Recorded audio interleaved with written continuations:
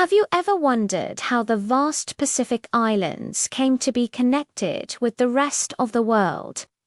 Let's turn back the clock to the 1500s and 1600s. This was when European explorers first started. Sailing across the massive Pacific Ocean, ships from Portugal, Spain, Britain, and France began arriving, marking a huge turning point in history. Then, in the 1700s, the famous Captain James Cook meticulously charted many of these islands. His maps opened up the Pacific to a flood of European influence.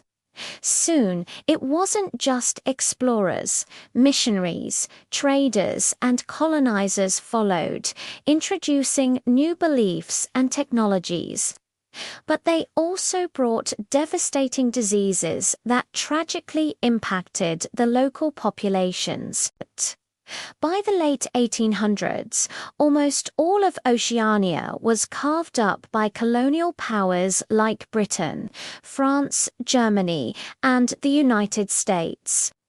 This era of colonization completely reshaped the region's destiny. Thanks for watching. If you found this interesting, hit that like button and subscribe for more stories from our past.